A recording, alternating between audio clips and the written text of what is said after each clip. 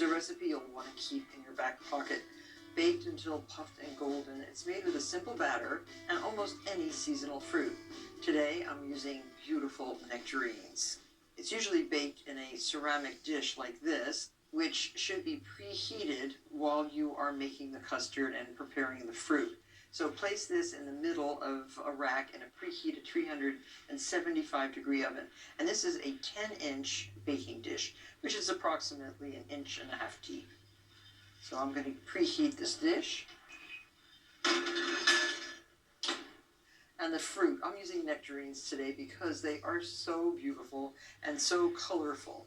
And I want to peel the nectarines. The easiest way to peel is to make a little X in the end of the nectarine. This will help loosen the skin. And the water should be simmering, almost boiling. And I just leave the fruits in the water until I see the skin starting to peel back. It's about 30 seconds or so, 30 to 40 seconds.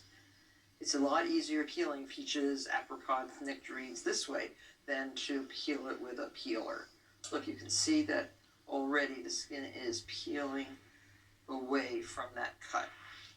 And just put it on a parchment lined baking sheet, each of these nectarines. It was interesting to hear that nectarines and peaches are really extremely similar, almost the same fruit except for the skin. Thanks, Al, for that information. And now, to peel, just pull the skin away from the flesh. Look how easily it comes off. So if you struggle to peel fruit, this is the way to do it. The same with tomatoes. Tomatoes peel perfectly this way. And then there's a natural line of demarcation on peaches and nectarines. And just cut along that line and see if you can loosen. Yes. This is called a free stone.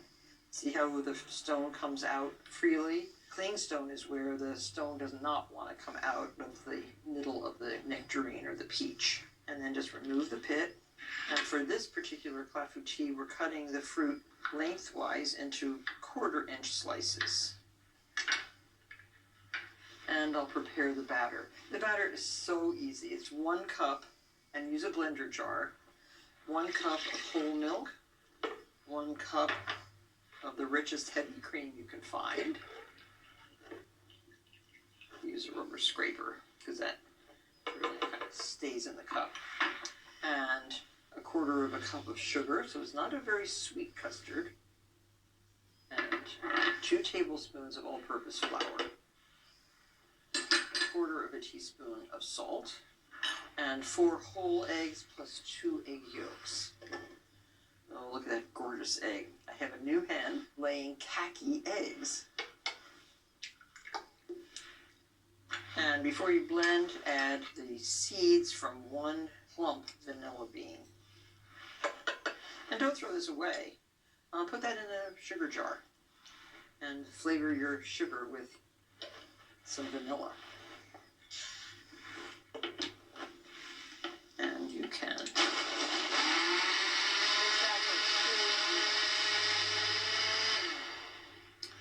So now we have our batter already made. Put it through a strainer because you never know.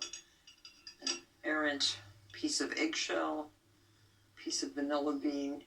You want a really smooth custard. So you'll have almost 3 cups of batter. Now take your empty dish out of the oven. And be careful, it's very hot. And brush quickly while it's still hot with about a tablespoon of melted butter. I like to do up the sides a little bit. This will allow you to release the wedges of clafoutis after the clafoutis has baked. And now pour just enough batter to coat the bottom of the dish. That's about right. This will give you a bottom crust, believe it or not. And I learned this little trick from Julia Child many years ago. One of her clafoutis recipes has this little trick. So get this right back into the oven and bake until golden brown, about 5 minutes. 5 minutes is up. Making a little pre-crust in this dish ensures that your fruit will not sink all to the bottom of the clafoutis. And now pour in the rest of your custard. If you see little black specks, that's the seeds of the vanilla bean. And now just scatter your nectarine slices all over the custard. I think I'll do 3 nectarines. They're not that big. And I have enough nectarines to make another clafoutis. Right back into your oven for 35 minutes. It might take an extra 3 or 4 minutes. When it's done, bring it out of the oven and cool slightly. Now that is a beautiful clafoutis.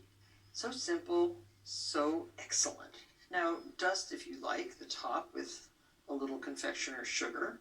The sugar will stick mostly to the custard and not to the fruit. And then cut into wedges, whichever size you want. Cherries may be the traditional fruit for a clafoutis, but I suggest that you give this a try with your favorite fruit. Enjoy.